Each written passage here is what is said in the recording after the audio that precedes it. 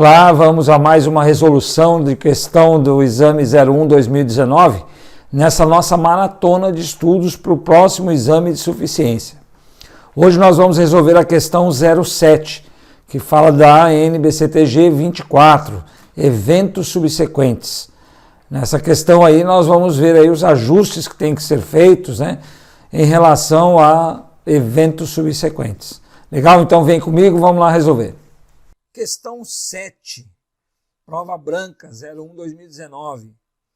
De acordo com a ANBCTG 24R2, quer dizer, revisão 2, que fala sobre eventos subsequentes, as alternativas a seguir são exemplos de eventos subsequentes ao período contábil a que se referem as demonstrações contábeis. O que são eventos subsequentes? O que acontece depois do balanço, que tem a ver com saldos que estavam lá ou situações que aconteceram cujos saldos ainda não estão lá. Tais eventos subsequentes exigem que a entidade ajuste os valores reconhecidos em suas demonstrações ou reconheça itens que não tenham sido previamente reconhecidos. Então, esses eventos subsequentes ou vai fazer com que a gente ajuste algum valor que está lá, ou fazer com que a gente registre valores que não estão lá no balanço, que deveriam estar. E nós descobrimos isso através dos eventos subsequentes, de coisas que nós vimos depois de ter feito o primeiro fechamento ali do balanço. Só que ele está dizendo o seguinte, aqui embaixo está escrito todas as situações, exceto uma delas que não se aplica a isso, ou seja, um evento subsequente que não faz com que eu altere o nosso balanço que já está pronto. Beleza? Essa é a questão. Vamos entender então, primeiro a ANBCTG e aí o que vem em cada alternativa. Então o que acontece aqui é que a própria ANBCTG já vai dizer aqui quais são as situações, em que eu tenho que fazer alteração.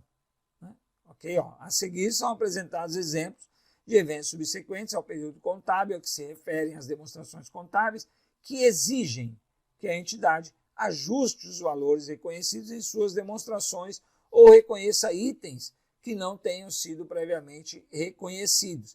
Então, aqui dá essas situações aqui, ok? Eu acho importante que você leia isso aqui, tá? Para entender, como é essa avaliação. Eu vou ler uma aqui para a gente entender e depois a gente vai para as alternativas, ver qual delas é que não se aplica a essa situação de ajuste. Então, a primeira aqui, por exemplo, decisão ou pagamento em processo judicial após o período contábil a que se referem às demonstrações contábeis, confirmando que a entidade já tinha a obrigação presente ao final daquele período contábil. A entidade deve ajustar qualquer provisão relacionada ao processo anteriormente reconhecida de acordo com a ANBCTG 25. Provisão, passivos e ativos contingentes. Ou registrar uma nova provisão. A entidade não divulga meramente um passivo contingente, porque a decisão proporciona provas adicionais que seriam consideradas de acordo com o item 16. Então, veja, aqui é uma situação em que um evento subsequente, quer dizer, algo que aconteceu depois de fechado ali um primeiro balanço, algo aconteceu que confirmou que na data daquele período, quer dizer, até o fechamento daquele período, já havia ali uma obrigação. Então, era necessário voltar lá e fazer a provisão. Lembrando assim, quando eu estou avaliando esses eventos subsequentes, eu já fiz um primeiro fechamento, mas não é o fechamento oficial. Todo mundo sabe que o balanço que é publicado, ele não é encerrado no dia 31 de dezembro, exatamente no dia 31 de dezembro. Eu estou fechando esse balanço lá em janeiro, em fevereiro. Eu tenho prazo para publicar até março, abril. Então, até lá eu posso fazer ajustes daquele período. E muitos ajustes são feitos baseados nesses eventos subsequentes. Só que esses eventos subsequentes, para realmente ser feito o ajuste, ele tem que confirmar uma situação existente lá, que não foi verificada no momento do fechamento. Percebe? Então, isso aí tem que tomar muito cuidado para não sair ajustando qualquer coisa.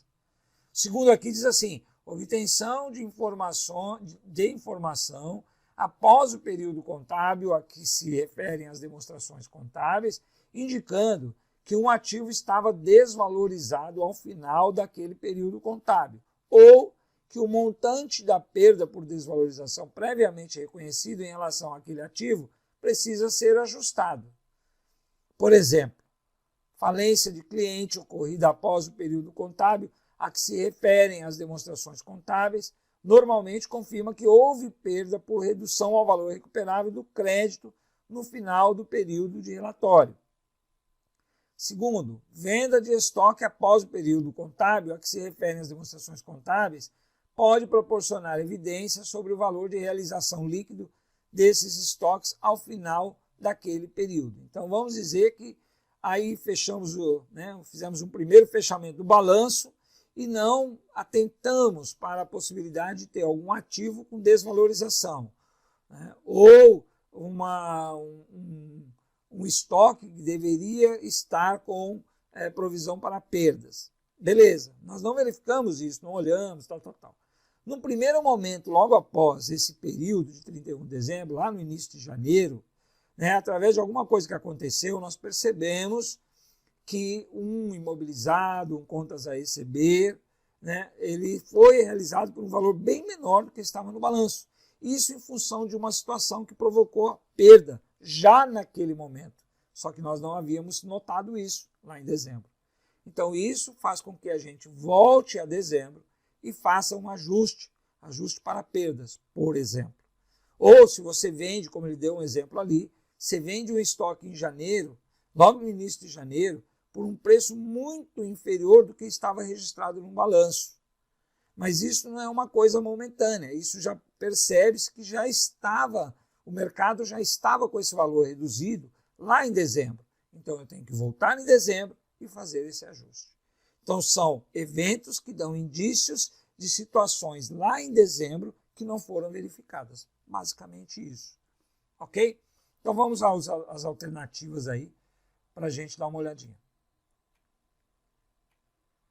Então a primeira alternativa é a descoberta de fraude ou erros que mostrem que as demonstrações contábeis estavam incorretas.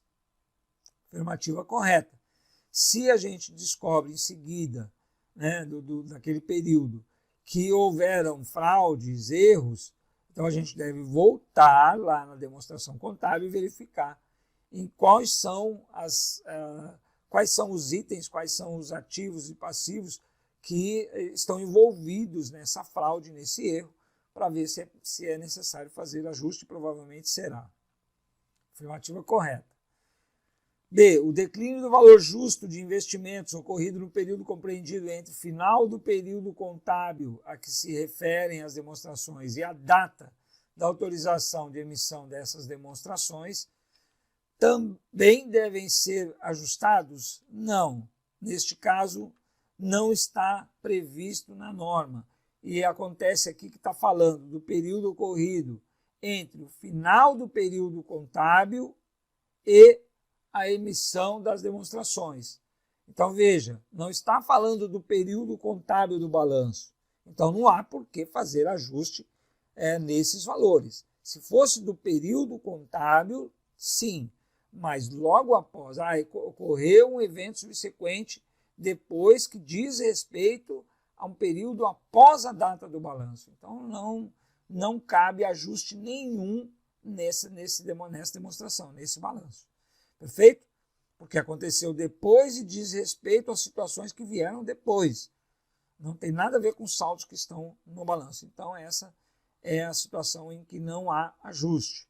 Letra C. Determinação após o período contábil a que se referem as demonstrações contábeis do custo de ativos comprados ou do valor de ativos recebidos em troca de ativos vendidos antes do final daquele período. Isso está previsto lá na letra C da NBCTG do item 9. Tá? E o último, decisão ou pagamento em processo judicial após o final do período contábil, a que se referem as demonstrações contábeis, confirmando que a entidade já tinha a obrigação presente ao final daquele período contábil.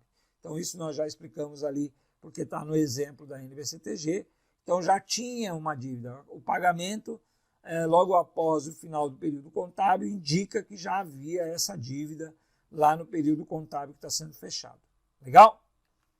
Então a resposta correta aqui é a letra B, o declínio do valor justo de investimentos ocorrido no período compreendido entre o final do período contábil e a data de autorização de emissão das demonstrações contábeis. Então aconteceu depois um fato que tem a ver só com situações posteriores à data de fechamento do balanço. Então não faz ajuste. E daí, entendeu a resolução da questão? Legal. Não esquece que você tem que ler a NBCTG 24. As NBCTGs têm caído muito no exame, então é importante que você leia todas elas. À medida que você vai resolvendo questões, você vai lendo sobre a NBCTG. Outra coisa, se inscreve aqui no canal, não esquece disso também, porque assim você fica informado toda vez que a gente colocar vídeos novos, seja de resolução de questão, seja de aulas de resumo, enfim. Nessa maratona de estudo nós estamos publicando todos os dias praticamente. Então se inscreva no canal para você ser imediatamente avisado. E nós temos também o nosso e-book, 2 e-books, o e-book preparatório e o e-book 50 dicas. Aqui embaixo, na descrição, você vai ter aí os links para você baixar esses e-books e estudar gratuitamente. O e-book preparatório, além do e-book, você ganha também 5 dias de videoaulas recebidas no seu e-mail. Essas videoaulas têm a resolução de uma questão de provas anteriores e mais um exercício que eu passo num dia e te ajudo a responder no outro. Legal? Então vamos lá, vamos para cima, vamos estudar bastante. Maratona de estudos aí, não esquece. Forte abraço e até a próxima aula.